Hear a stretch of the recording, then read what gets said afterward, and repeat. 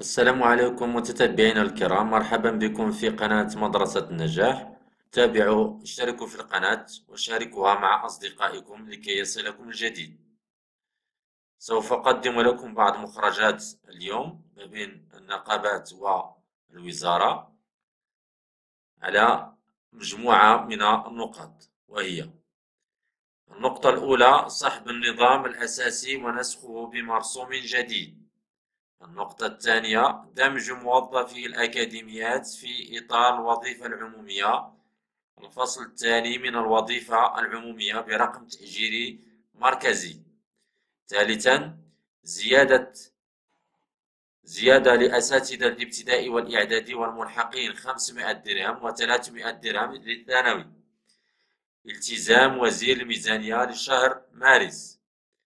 رابعا: خارج السلم بأثر رجعي إداري من 2021. خامسا: تغيير الإطار لحامل الشهادات مباراة ابتداء من يناير 2024.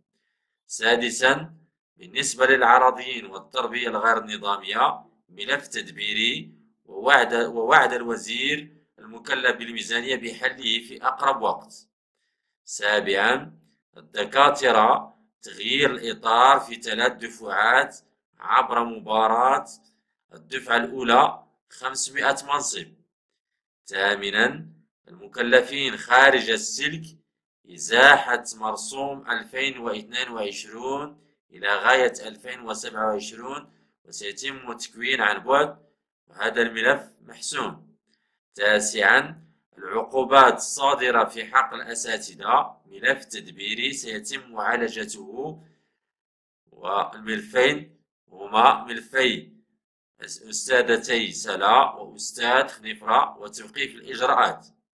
أساتذة التعاقد، ملف سيتم معالجته مع الوزارة.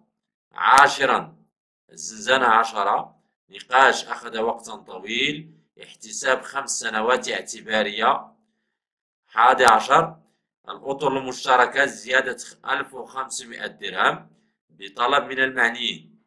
12: اقتطاعات من الأجور، استرجاعها، وذلك ابتداء من 5 أكتوبر، يعني الاقتطاعات آخر يناير، اقتطاعات السنة الماضية آخر فبراير.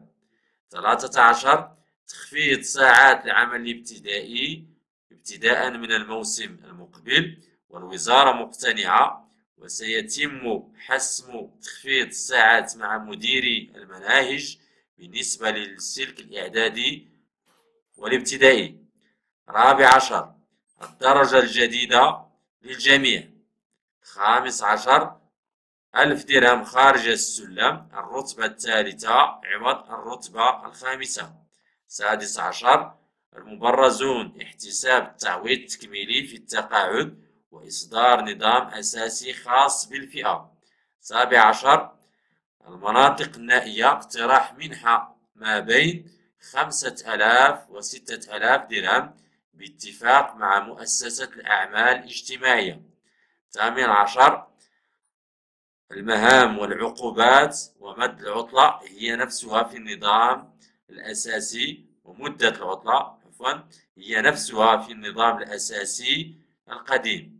18: المهام والعقوبات ومدة العطلة هي نفسها في النظام الأساسي القديم، مع الاعتماد على المرجعيات القانون الوظيفة العمومية، الفصل الثاني الخاص بتعريف الموظف، والفصل الثالث.